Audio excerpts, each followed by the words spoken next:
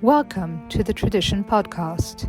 This is an audio editor's note with Jeffrey Sachs, introducing the journal's forthcoming Winter 2024 issue and its special section of content on the events of October 7th and Israel's war in Gaza.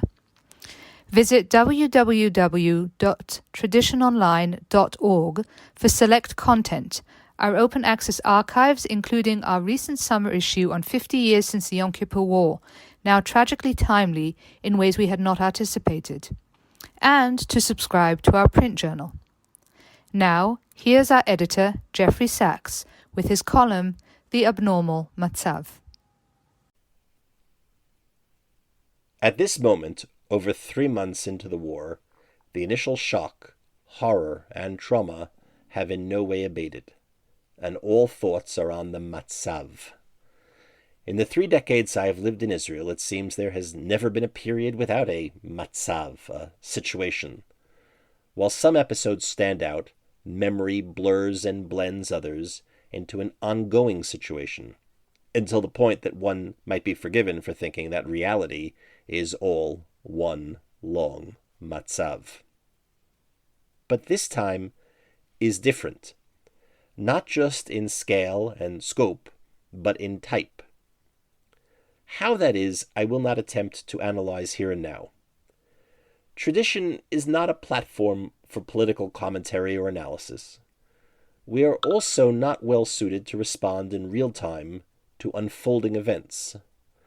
But neither can we continue to produce or publish our normal offerings of scholarship in Orthodox Jewish thought as if these were normal days. In time, thoughtful thinkers will produce the type of long-form, intelligent writing about the meaning of our current moment. But before the war has even been named, it is too early to imagine what such writers will say.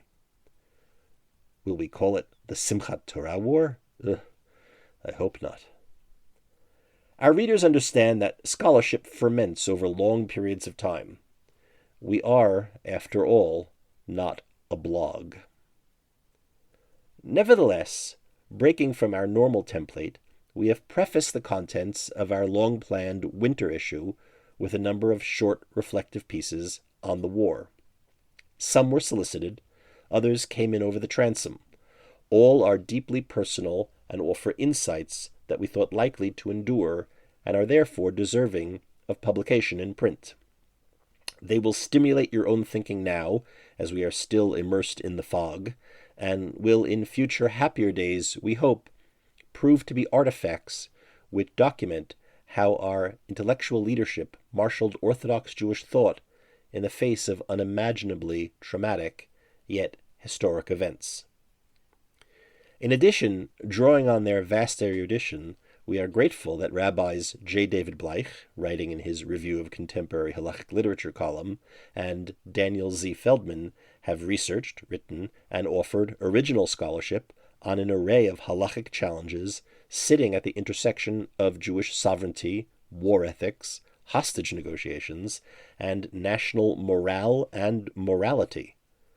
That these essays were penned with such rigor, but on such short deadline, is a testament to these two gentlemen and to our halachic tradition, which, when stressed by the often brutal realities of life on a national scale, responds heroically, with precision, and with integrity. 6 months ago, Tradition published its summer 2023 issue, featuring a special section commemorating the 50th anniversary of the Yom Kippur War. So many parallels between then and now have already been drawn since the outbreak of this, our Yom Tov War, a euphemism if ever there was one, that you scarcely need me to point them out. Revisiting the insights of those essays, all of which had been written months earlier, none of which could have imagined October 7th and what we're currently experiencing, if viewed through the lens of this season, will offer much on which to reflect. Toward that goal, we have made the entire content of that symposium open access at traditiononline.org. In planning that issue, we naively thought our authors were excavating near-ancient history. After all, it was a half-century ago. Now we are reminded that past is tragically prologue. During these many sleepless nights, one thought recurs among many. As is often the case in Israel, particularly, and the Jewish world in general, we have all been heartened by signs of Jewish unity at this unprecedented moment. As a journal serving readers who take their religious Zionism seriously, we could not go unaffected by scenes of treif Tel Aviv eateries koshering their kitchens to cater to Chayalim, or by stories of bareheaded, tattooed soldiers requesting tzitzit of all things, the so-called best armor. From the other direction, I was literally moved to tears by Haredi Jungermen handing out Israeli flags at a Jerusalem intersection, and by reports of some of their yeshiva chavrusas volunteering to draft. The fact is, this show of achdut, simple Jewish unity, comes about following a period of extended and bitter national strife and division here in Israel. Some with greater prophetic insight than I might claim that machloket around the judicial reform was the very cause of our troubles.